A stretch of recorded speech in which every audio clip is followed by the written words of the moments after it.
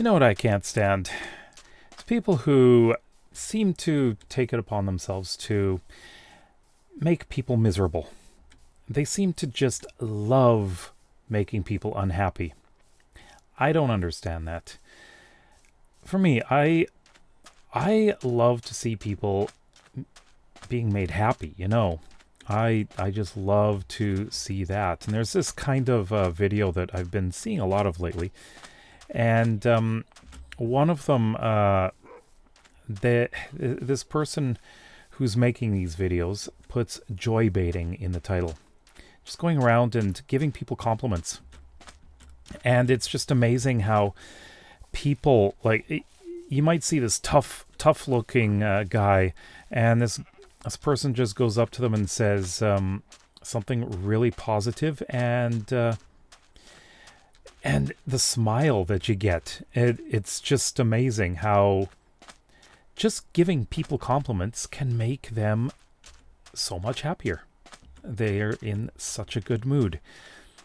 And it's not just that, but there are people who go around and basically, I don't know if they make it their life to do this, but they go around just to help people, just constantly helping. And that is also another one of those things that I love to see.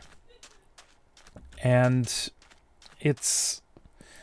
I know it's something I would love to do myself, but I don't have big followings like these people. I don't have connections like they have. I mean, you don't need to have that, right? You could do your own little thing anytime you want. You can do it yourself if you want. Just, go out and, say, go down the street and just give people compliments. Of course, you might end up getting people who are quite offended and want to challenge you to a fight or something. I mean, that happens. They might just say, "What are you? You're such a weird person." But people like that, yeah, they exist. You need to be careful. So there are other ways you can do it. And, well, for me, I try to do it through my tutorials. So I am trying to help people, and I get a lot of really positive comments saying that I have helped them, and it just makes my day to see that kind of comment. With Let's Plays, I just want to, I don't know, if it's entertain. Whoa. I just want to give people something to smile about, And I find that a lot of the times, if I'm not feeling like I'm in a great mood, I will just find something that I enjoy doing just to lift my mood. And I hope I can do that for some people. I don't know. It's just something that I hope that I can do, because I've talked about this before, but mental health is really important. And I know there are a lot of people who are struggling badly, and I know I've gone through it quite recently, where I've been struggling because of events that were out of my control, and I'm still not over it yet. I have improved, but honestly, right now I'm dealing with a very, very, very slow insurance company that has not responded to me in 2 weeks. And they haven't responded to my physiotherapist either. And I can't continue with my rehabilitation until they respond. So they're actually delaying everything for me. So they're not being very positive to my recovery. So I'll see. I have to wait. But there are things I can do until then. I mean, I can just do the exercises I've been taught, and that's about all I can do until till I can get everything figured out with insurance and my physiotherapist. But yeah, that's another topic. Anyways,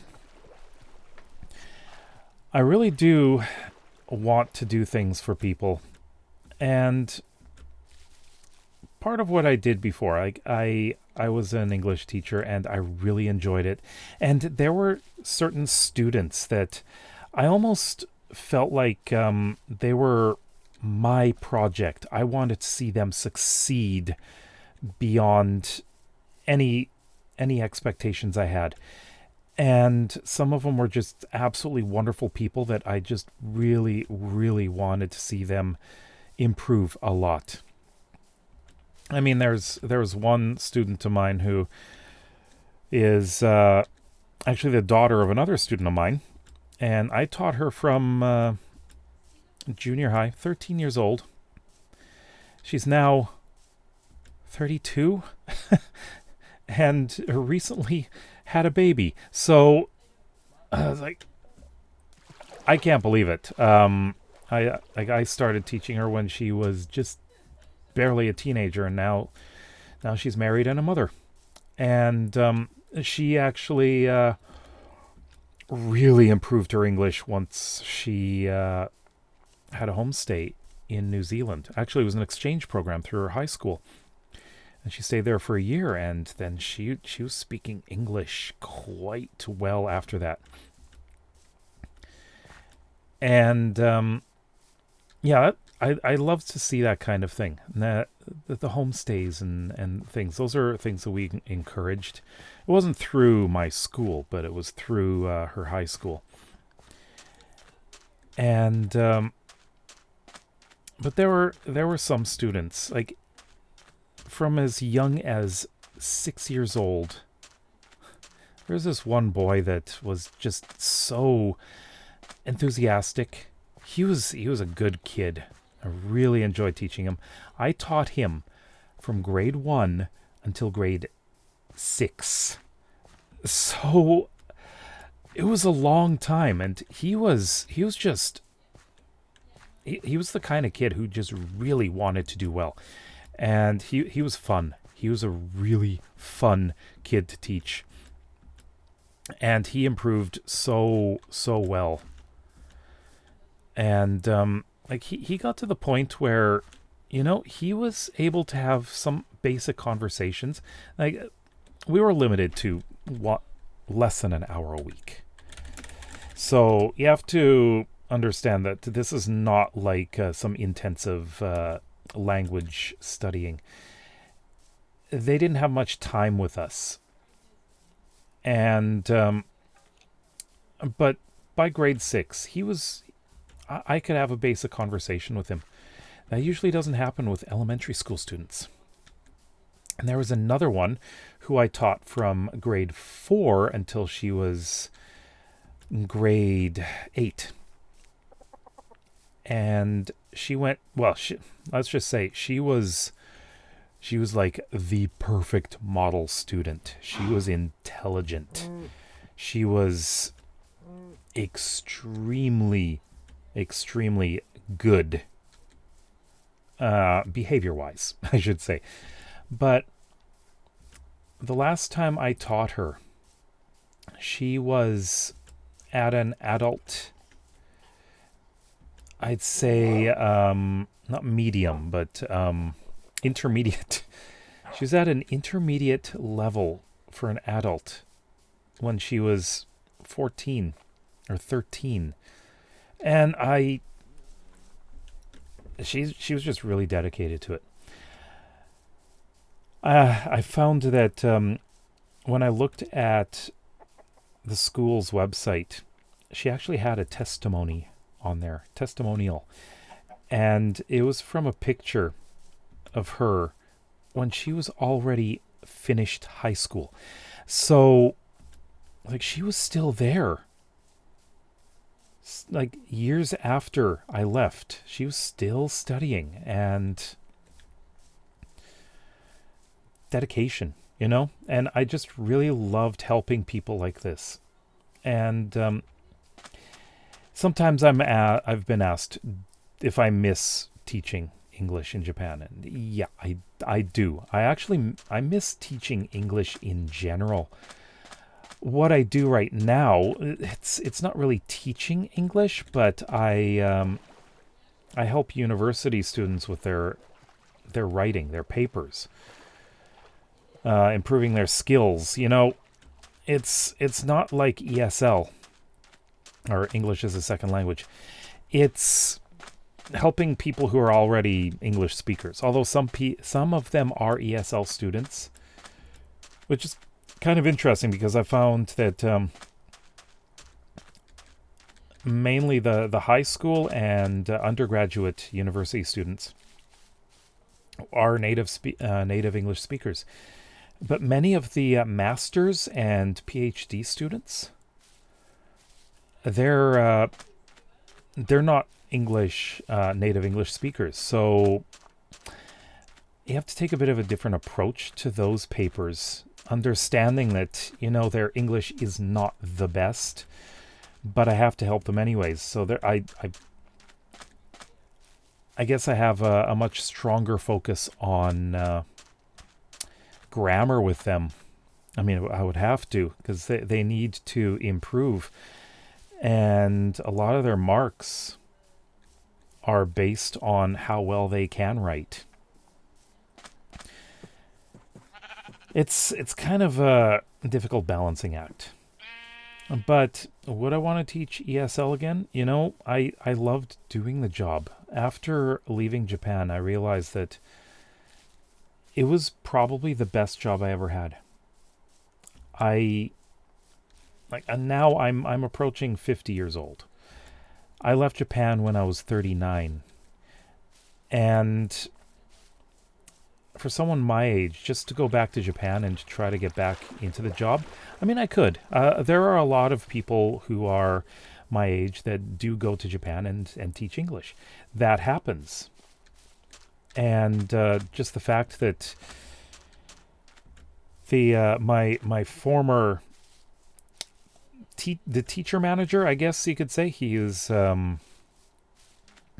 was working with teachers, training and helping with kind of like HR a bit as well. I found out that he is now the head of recruiting for teachers. So I could just send him a message and say, "Hey, remember me? Guess what? I'm coming back to Japan." And the thing is, when I left, he said, "If I do come back, let him know, and he'll find me a spot." So I pretty much know that he would probably be able to get me a job, which is comforting. But whether I would do it is another matter. I've got a teenage daughter who is entering high school, and it's the high school that she really, really wanted to get into. And she is really looking forward to going to that school. And I would not deny her that. She's got 3 years of that, and then she wants to go to university, and she's been thinking about what to study. And then it's my youngest daughter, who absolutely loves Japan and really wants to learn Japanese. She's only 5, but she would probably love moving to Japan. The issue is that immigration laws have changed in Japan, making it more difficult for people to move there and live there and get permanent residency. It's much more difficult to get that now. But I would probably be able to be sponsored by my wife, and then I could apply. But like I said, we are not thinking about doing that right now. And here is trail ruins. But yeah, we're not thinking about doing that at the moment. It's not a priority. Our oldest daughter needs to get through school, and she absolutely does not want to go to Japan. She really doesn't want to. And our youngest, well, part of the problem with being educated in Japan, this is the reason why we moved to Canada, is that schools are geared more towards testing rather than critical thinking. I know that's maybe a broad generalization, but in public schools, that's the way it is.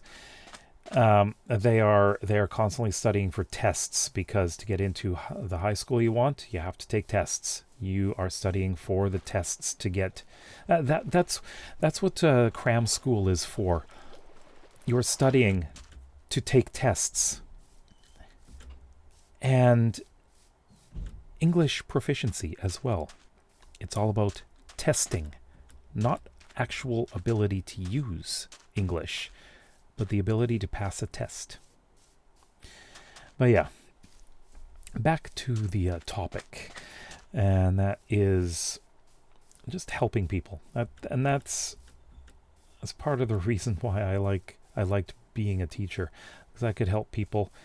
And it's one of the reasons I like doing tutorials, because again, I can help people, and I want people to be, I just like to see people succeed and be happy and everything, That's all I want. And I just really enjoy that. But anyways, let me know what you think in the comments below. If you like videos like this and would like to see some more, then please consider subscribing to this channel as well as my main one. We'll see you tomorrow. Bye bye.